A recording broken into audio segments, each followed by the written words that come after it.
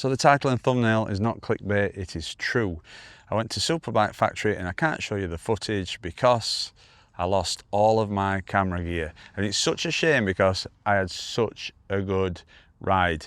So basically what happened was I've been trying to find this particular bike, which is a Kawasaki Z1000R. And a lot of people have said, why not try one of these? You're gonna like it. I couldn't get hold of one locally, so I reached out to Superbike Factory and they got one in stock, and I asked if I could borrow it because, as you'll know from the past videos, that I have actually been down to Superbike Factory to do certain bits, and I thought, well, I'll try my luck, and amazingly they said yes. So I went across to Macclesfield and I picked up a 2017 Z1000R. Now, I've got a Kawasaki. I haven't ridden that many Kawasaki bikes, really. I've done the Versys 650 that I've got. I did the Z900RS, which I absolutely adored. And also I've done an ER6, which was the one that I trained on. I think that's about it for Kawasaki. Oh, I did a newer Versys as well, the more up-to-date one. So I'm not that, although I own one, I'm not that familiar with what the whole brand is all about. But I got on this bike and I put all my gear on. And in Macclesfield, if you don't know Macclesfield, there is such a good biking route that goes away from Macclesfield centre, and you can work your way across to Buxton. And across there's a pub called the Cat and Fiddle, and it's an iconic road, which I thought would make for a really, really great video.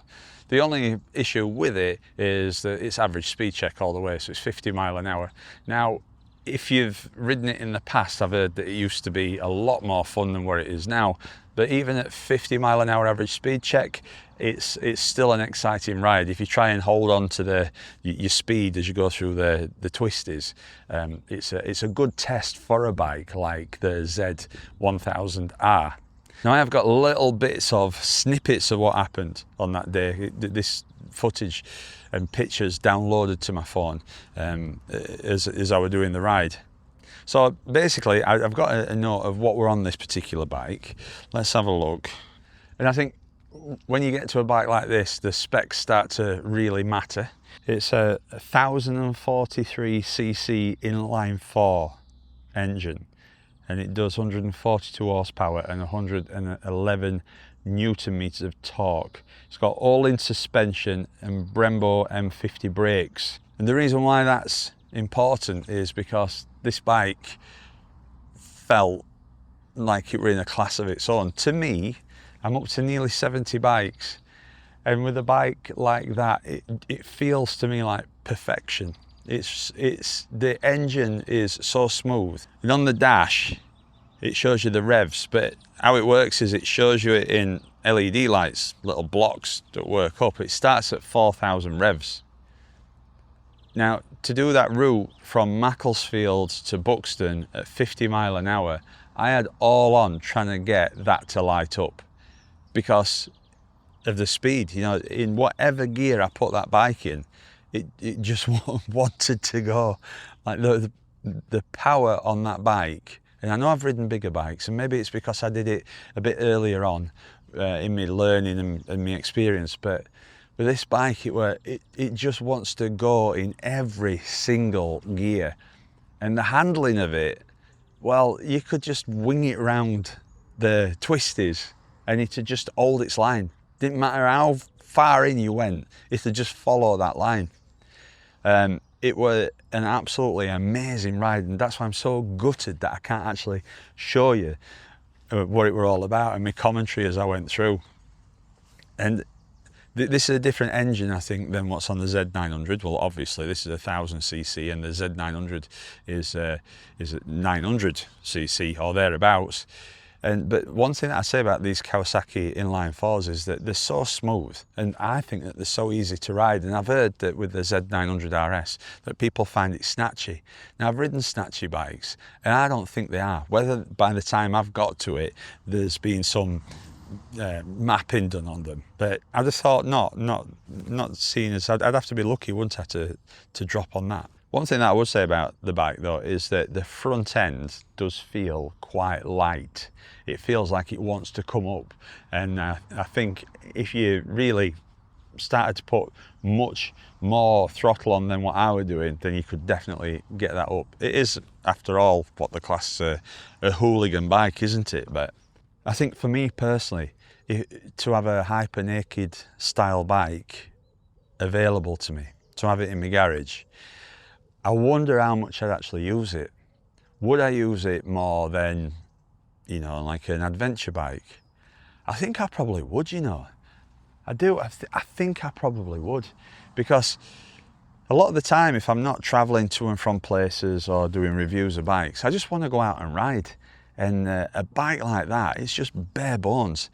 I think that the bike that I went on, it doesn't even have traction control. You've got ABS. It's just a pure machine. And if you watch the channel enough, you'll know that that is my favourite type of bike. Just don't give me any gizmos, or I'm not bothered about the, you know, all these IMUs and all that. It don't really mean that much to me, because I've learnt how to ride on bikes that don't have it. So I ride in that way anyway. I ride where I'm not relying on rider aids. Whereas I suppose if I had all these rider aids before, then maybe, you know, it's just like, well, let's just pin that throttle back and let it sort itself out. But I don't ride like that. And there's something about that where it's missing. I don't know if it's subconscious, but I just feel where I'm more connected to the bike I'm on. And this bike, this Z1000R, it just feels like it's a part of you. I'm 6'4", as you all know. Is this bike, does it feel small? I suppose you could say that it did feel a bit small. Is it too small for me? No, it's just that style of bike. That's what those bikes are like. I don't feel uncomfortable on it at all. I think it's just that exciting that the comfort thing don't come into it. It's definitely more comfortable than, you know, some of the sports bikes I've been on. So the cat and fiddle route was an excellent way to see how this bike handled.